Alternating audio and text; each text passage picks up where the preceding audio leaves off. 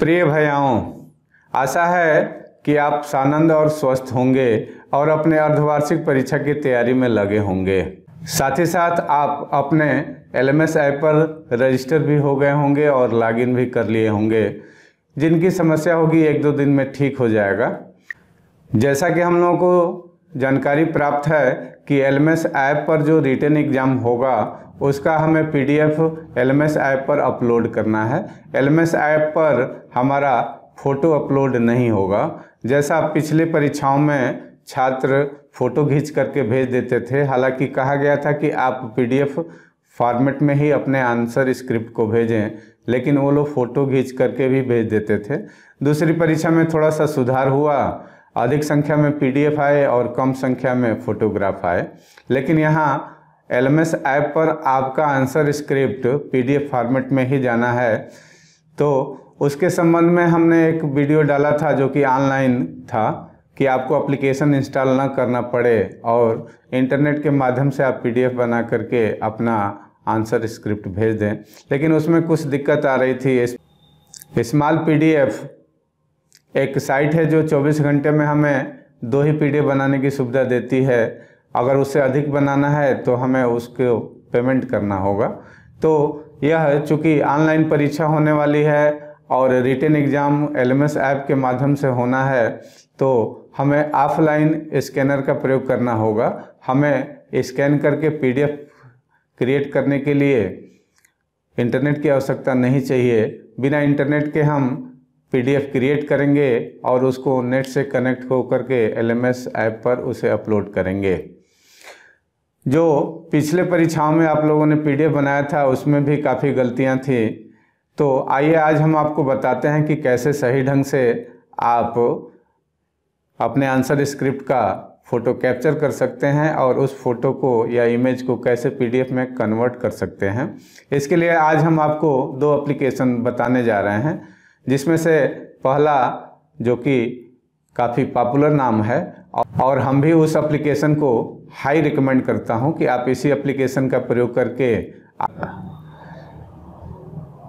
Image को PDF में convert करें। इसके लिए हम प्ले स्टोर में जाएंगे और प्ले स्टोर में सर्च करेंगे ऑफिस सर्च करेंगे तो एमएस ऑफिस हमारे सामने आ जाएगा। इसको टैप करके हम इंस्टॉल कर लेंगे। चूँकि हमने इंस्टॉल कर लिया है तो हम इसको ओपन करेंगे। अगर इस एप्लीकेशन का आप बेस्ट एक्सपीरियंस चाहते हैं तो आपको माइक्रोसॉफ्ट के साइट पर जाकर के एक माइक्रोसॉफ्ट का ईमेल आईडी बनाना होगा। इसके लिए आप msn.com पे जा सकते हैं, live.com पे जा सकते हैं या hotmail.com पे जा कर के अपना ईमेल क्रिएट कर सकते हैं। अगर आप लॉगिन नहीं करना चाहते तो भी आप इस एप्लीकेशन के माध्यम से बड़ी आसानी से इमेज को पीडीएफ में कन्वर्ट कर सकते हैं। हम लॉगिन कर लिए और यहाँ पर जो राइट बॉटम कॉर्नर पर एक्शंस बटन है इसको टैप करेंगे और यहाँ में बहुत सारी ऑप्शंस मिलेंगी, जिसमें पहला है ट्रांसफ़र फाइल, दूसरा है शेयर नियर बाई, तीसरा है image to text, image to table, sign a PDF. इस एप्लीकेशन के माध्यम से हम अपने पीडीएफ पर अपना सिग्नेचर भी कर सकते हैं। स्कैन टू पीडीएफ, सीधे हम इस एप्लीकेशन से स्कैन करेंगे और उसको पीडीएफ भी बना सकते हैं। और अगला है picture to PDF, document to PDF. तो हमें picture to PDF option choose करना है। यहाँ पर हमने कुछ इमेज कैप्चर करके रखे हैं, उसको हम क्रम से सेलेक्ट कर लेते हैं और नेक्स्ट बटन दबाते हैं। तो यहाँ पर कुल हमने 4 इमेज सेलेक्ट किया है और यह इमेज हम आपको समझाने के लिए बना करके रखे हैं, जिसमें हमने पेज के चारों तरफ बॉर्डर ले लिया है और ऊपर पेज का क्रमांक मोटे में लिख दिया है, जिससे जब आप स्कैन करेंगे और पीडीएफ बनाएंगे तो आपके आंसर स्क्रिप्ट का क्रम आपको पता चलेगा। कभी कभी आप पीडीएफ बनाते हैं और अपने आंसर स्क्रिप्ट को व्यतिक्रम में सेलेक्ट करके पीडीएफ बना के भेज देते हैं। उसके लिए चारों तरफ से बॉर्डर बना लीजिए और ऊपर पेज नंबरिंग मोटे हेडिंग में कर लीजिए, तो आसानी से आप अपने इमेज को सेलेक्ट कर लेंगे और पीडीएफ बना लेंगे। यहाँ पर कुछ फिल्टर्स भी दिए गए हैं, उन फिल्टर्स को भी हम इस पर अप्लाई कर सकते हैं। जो भी फिल्टर आपको अच्छा लगे वो फिल्टर भी अप्लाई कर सकते हैं। फिल्टर अप्लाई करने के बाद हम नेक्स्ट बटन दबाएंगे, या फिल्टर के बगल में क्रॉप है, इस इमेज को हम क्रॉप भी कर सकते हैं। क्रॉप करने के लिए हम सही ढंग से पोजीशन ले जाएंगे और जो हमारा आंसर स्क्रिप्ट है उसको सेलेक्ट कर लेंगे। ध्यान देंगे कि बॉर्डर के बाहर ही सेलेक्ट करेंगे और बॉर्डर के अंदर ही हम अपने आंसर्स को लिखेंगे। इसको कंफर्म कर देंगे तो सेलेक्टेड पोर्शन क्रॉप हो गया है। फिर जो है हम नेक्स्ट को क्रॉप करेंगे। उसी प्रकार से हम अपने सारे पेजेस को क्रॉप कर लेंगे।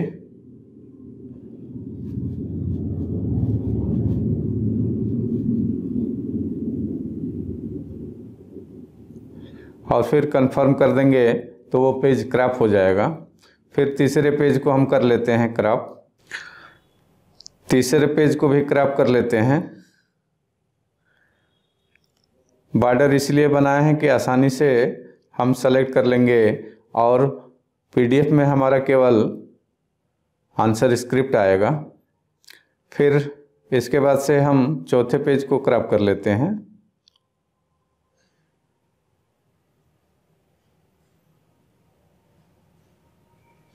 और हम कंफर्म कर लेते हैं हमारे सारे पेजेस सही ढंग से क्रॉप हो गए हैं।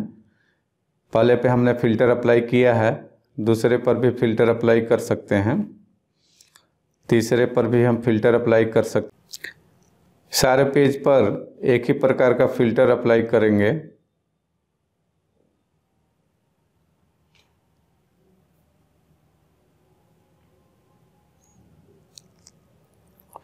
और नेक्स्ट बटन दबा देंगे तो हमारे सारे पेज आ जाएंगे एक साथ। और ऊपर देखिए document.pdf लिखा है, ऊपर document.pdf आ गया है। चलिए इसको अब हम सेव करते हैं। सेव एज ऑप्शन चूज कर लेते हैं और लोकेशन चूज कर लेते हैं। चलिए डाउनलोड फोल्डर में इसे रख लेते हैं और यहाँ हम अपने फाइल का नाम लिखेंगे। फाइल का नाम लिखते समय थोड़ा सा ध्यान देंगे, आप अपना नाम लिख दीजिए, फिर डैश लगा करके अपना क्लास लिख दीजिए, फिर डैश लगा करके अपना सेक्शन लिख दीजिए, फिर डैश लगा करके अपना रोल नंबर लिख लीजिए और इसको सेव कर देंगे तो यह सेव हो जाएगा। जा कर के डाउनलोड फोल्डर में देखेंगे तो हमारे नाम का एक पीडीएफ बन चुका है और इस पीडीएफ को हम अपलोड कर देंगे।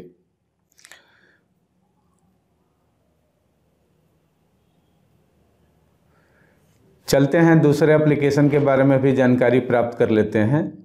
यह भी आजकल काफ़ी पॉपुलर एप्लीकेशन है जिसका नाम है डॉक्यूमेंट स्कैनर।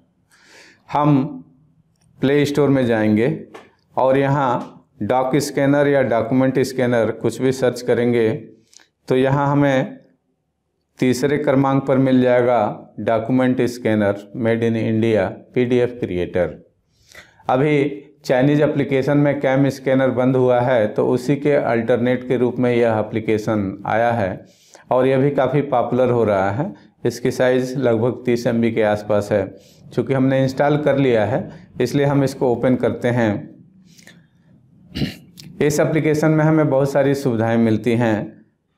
चलिए हम इस एप्लीकेशन में आपको बताते हैं कि कैसे सीधे आप अपने इमेज को कैप्चर करेंगे और सीधे पीडीएफ बनाएंगे। यहाँ जो होम स्क्रीन है यहाँ से हम कैमरा ऑप्शन चूज करते हैं और सीधे हम पेज को स्कैन करते हैं। हम अपने पेज को इस कैमरे के अंदर लेकर के स्कैन करते हैं और यहीं पे हमें क्रॉपिंग की सुविधा मिल जाएगी। हालांकि अच्छे ढंग से क्रॉप हो गया है तो हम कंटिन्यू बटन दबा देते हैं। फिर दूसरे पेज को हम स्कैन करते हैं।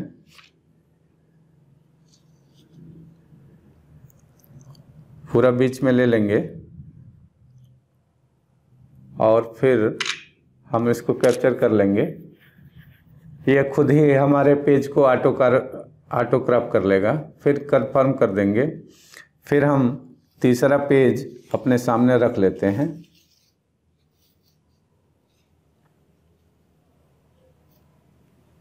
और इसको भी बीच में लेकर के हम फ़ोटो कैप्चर कर लेते हैं। यह अपने आप ऑटो कैप्चर कर लिया है। कंटिन्यू कर लेते हैं। फिर हम चौथे पेज को अपने सामने रख लेते हैं।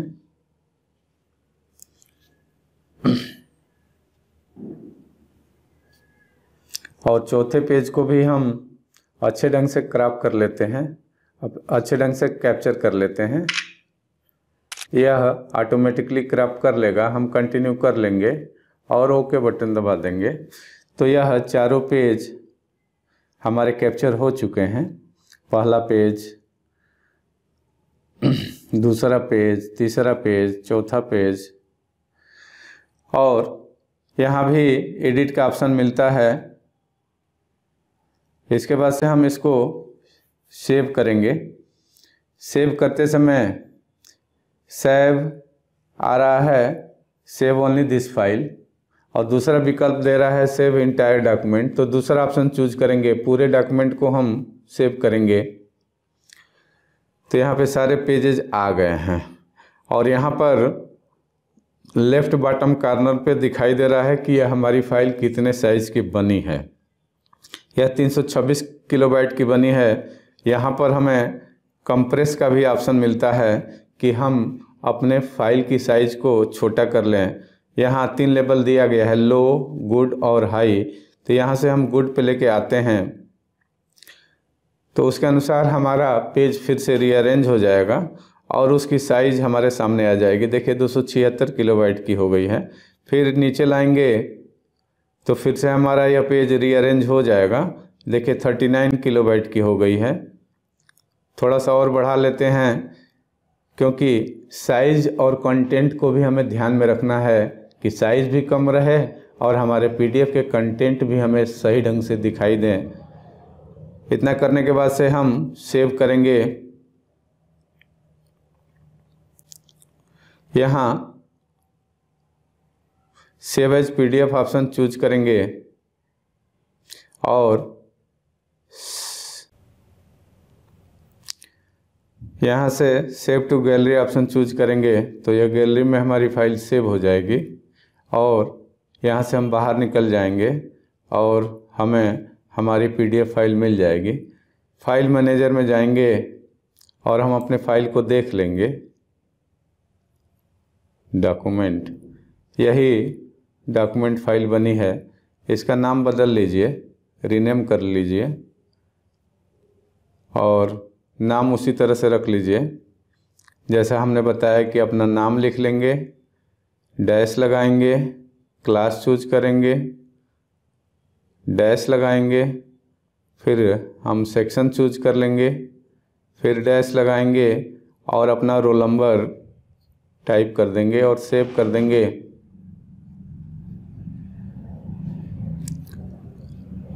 और फिर सेव कर देंगे तो हमारी फाइल सेव हो जाएगी। इस फॉर्मेट में सेव करेंगे तो ये हम लोगों को ये भी पता चल जाएगा कि ये किसकी कॉपी है, किस क्लास सेक्शन की कॉपी है और उसका रोल नंबर क्या है। तो आप लोग पीडीएफ बनाना इन 2 एप्लीकेशन के माध्यम से सीख लीजिए। आपको जो एप्लीकेशन अच्छा लगे उसका प्रयोग करें। हम तो रिकमेंड करेंगे आपको MS ऑफिस, जिसमें हमें बहुत सारे बेनिफिट्स मिलते हैं। वर्ड, एक्सेल, पावर पॉइंट की फाइल भी खुल जाती है और एक फॉर्मेट से दूसरे फॉर्मेट में हम अपने एप्लीकेशन को, अपने फाइल को चेंज भी कर सकते हैं। आपको जो अच्छा लगे। दूसरा वाला भी एप्लीकेशन इस मायने में अच्छा है कि वहाँ से हम अपनी फाइल को रिसाइज भी कर ले रहे हैं। तो इस तरह से अपनी परीक्षा की तैयारी कर लें, पीडीएफ बनाना सीख लें और LMS पर अपना LMS ऐप पर आप आसानी से अपने फाइल को अपलोड कर सकते हैं। धन्यवाद।